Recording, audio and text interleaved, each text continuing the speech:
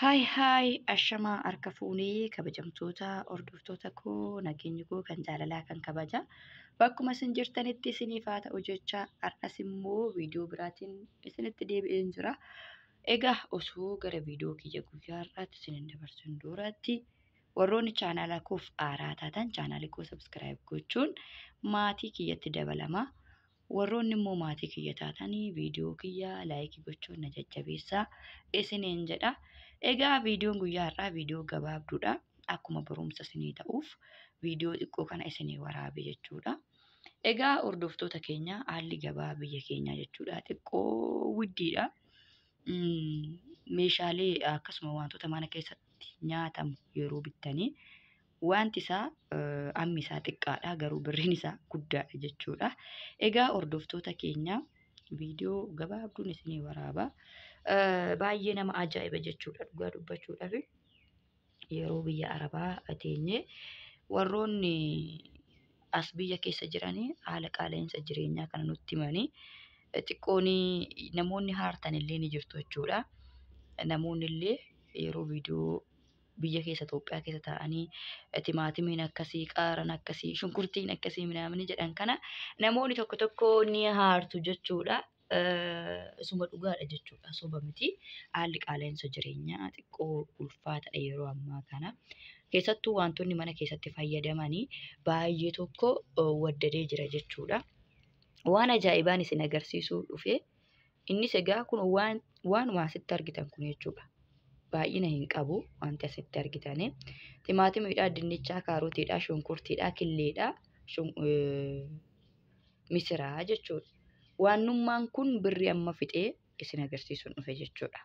Wanti xiqqishoon kun jechuudha. Bara baranaa keessaa wantoonni nyaataaf ta'an baay'ee waddadan jechuudha. Keessattuu timaatimiin baay'ee waddadee dinnichi immoo ijumaanuu hin argamu jechuudha. Amma Itoophiyaa keessatti illee lafti gannatti deema. Dinnichi illee gara jallisii kana xiqqoo ni ba'a jedhamee yaadama akka durattiitti jechuudha. Akkasitti ni tilmaamama garuu dinnichi walumaa galatti firee lamaadha kan isaan ka'an jechuudha. Dinnicha wantootni akka kaarotii, wantoonni timaatimiin, dinnichi walumaa galatti baay'ee waddadanii amma yeroo ammaa kana xiqqoo gannaan rooba wal qabatee kan ba'aa jiru goommanaadha jechuudha. Goommana ta'eetuyyuu ishii lafarra facaasanidha. Abaara feemuu maal jedhamti? Ishee akkasiitu xiqqoo ishii kan 20 namaa kennu. Yeroon jalqaba ji'a darbe yeroon biyya kana dhufu garuu kan 40 malee hin kennan jechuudha. Goommana kamuyyuu kan 40 malee hin kennani. Kan 40 sun immoo yoo namoota nama lama ta'anii galan yookiin bakka barattoota tokko wayii ta'anii galan malee namoota maatii ta'anii mana keessa galaniif hin taatu jechuudha kan 40. Kan 80 yookiin kan 100 yoo bitan malee jechuudha. Wanti hundummoo yeroo mana keessatti hojjetanii akkaataa maatiidhaan mana keessatti galanii malee zimmi'aniituma hin hojjetan jechuudha. Kanaaf egaa hordoftoota keenya asaallee isinitti dheeresse timaatimiin amma argaa jirtan kun jechuudha. Dhuguma dubbachuudhaaf laala firee meeqadha? Firee 5 jechuudha. Firee 5 kun birri 50 jechuudha kiiloodha. Kiiloo tokkodha birri 50 jechuudha. Sanayyuu yoo ati maxarattee itti deddeebistee siifatu jechuudha. Akkuma barbaadanitti sii kennu.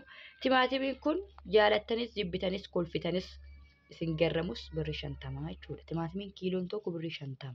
Duraan immoo torbee darbee fa'aa keessa birri 40 ture. Amma immoo birri 50tti qacci jedhee galee jechuudha. Egaa mee gara dinnichaatti immoo isin dabarsa. Dinnichi kun dhuguma dubbachuudhaaf dinnicha kan 80 bitee tureyyuu kan 80 bakka lamatti kaa'u jechuudha. Dinnichi kun amma irraan hojjedhe jechuudha. Viidiyoo isin waraabini kan 80 bitee xiqqoo kan 40 jechuudha. Kan 40 waan darbu irraa hojjedheera. Kuni xiqqoo kan 40 yoon jedhee isin agarsiisee dhuguma dubbachuudhaaf. Ani garuu bakka lamatti walitti bite mitiire irraan hojjedhe malee kunoo kan 40 kana isinii kaa'u jechuudha. Dhugaa waaqayyooti. Kan 40 kunoo shuma kanaa jechuudha. Shuma kana isinii kaa'u. Mee kan 40 kana yoo bittanii laala firee 2, firee 3, firee 4, firee 5, firee 6, firee 7 jechuudha. Firee 7 kuni kan birrii 40 jechuudha. Annaa ani bakka lamatti kan 80 waanan bitee fi xiqqoorraa hojjedhee waan hafeef amma kan 40 ammoo amma nan ga'u jechuudha. Kana namarraa fuudhee isin agarsiise sun kan birrii 40 jechuudha. Kunilleen kan 40 jechuudha. Kuni kan 40. Kaarotiin kun kan 40 jechuudha. Madaba yeroo fakkeenyaaf dinnicha kaan akkasuma yeroo dinnichaa fi kaarotii kaan kan 40 gadi hin jiru jechuudha. Kan 20 minamaniin hin jiru akka duratti jechuudha. Asumaan immoo gara shunkurtiitti sin dabarsaa. Shunkurtiin bara kana baay'ee waddadee garmalee waddadee jira jechuudha. Feestaalii keessaa beekan gannaquu dhiisee kiiloo isaa waan beekuufi shunkurtiin kiiloon birrii 80 jechuudha. Kuni kiiloo lamaadha jechuudha. Shunkurtiin kuni birrii 80. Baay'ee jireenyi Itoophiyaa baay'ee tokko nama garrama. Hedduu nama garrama jechuudha. Asitti immoo misirri baay'ee qulqulluu yookiin baay'ee bareedni jechuudha. Gatii isaa isinitti hima. Misirri kuni kiiloo tokkodha jechuudha. Baay'ee waan nama tokkoyyuu hin qabu. Baay'ee qulqulluudha. Baay'ee nama marara. Anallee baay'ee nama marare jechuudha. Kun akkatti nan taa'ee isinitti agarsiisu kana baay'ee jaaladhee nama mararee jira jechuudha. Ani kiiloo tokkoon bite jechuudha. Misirri kiiloon tokko 230 jechuudha qulqulluun isaa. Kan garuu bu'aa qabu taa'een guura yoo jettanii yeroon qabaa taa'een guura yoo jettan 220 illee argachuu hin dandeessu. Kuni garuu 230 kiiloo tokko jechuudha. Hordoftoota fi kabajamtoota keenya. Asitti immoo killeen bitadhe jechuudha. Killeen kun baay'inni ishee 15. Killeen kun baay'inni ishee 15 yoo taatu qarshiin ishee birrii 300 jechuudha. Baay'inni ishee 15. Qarshiin ishee birrii 300 jechuudha. Hordoftoota keenya kabajamoo. Egaa killee kanallee nan nyaadha. Garuu yeroo misira kana immoo hojjedhu viidiyoo isiniif waraaba. Misira kana yeroon tsadaa godhee hojjedhu fataa godhee killee kanallee isiniif waraaba yoo viidiyoon natti tole. Egaa viidiyoo guyyaa irraa wantan isinii waraabeef jechuudha. Wilaa waanuma xiqqoo kana jechuudha. Mana ofii keessatti amma fakkeenyaaf fi waa hedduutu nama barbaachisa. Garuu immoo wanta muraasa yeroo bitattan kunoo gatiin isaa kanaadha jechuudha. Waanuma xiqqoo mana keessatti yeroo bitattan timaatimii, shunkurtii, kaarotii, dinnicha kana yoo bitattan gatiin isaa baay'ee guddaa, meeshaan isaa baay'ee xiqqaa. Kanaafan viidiyoo isinii waraabe.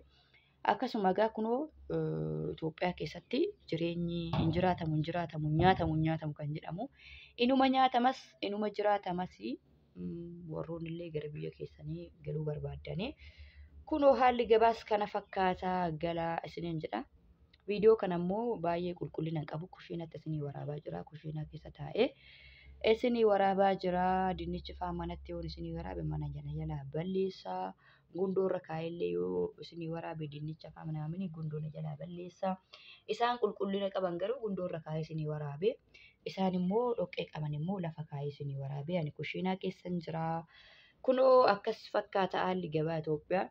Yeroo itti aanu immoo wantoota baay'ee jechuudha. Nan irraanfadha viidiyoo waraabu. Yeroon gabaadha wantoota hedduu bitee gale nan irraanfadha. Kan akka tasaa qociidha waanan bitee fi waanuma muraasa waan ta'eef yeroo gabaan guddaan jiru immoo gabaa guddaa deemee meeshaalee waanuma nyaatamu kan akka gaariitti akka baay'eetti yeroon bite sana viidiyoo isiniif waraabaa.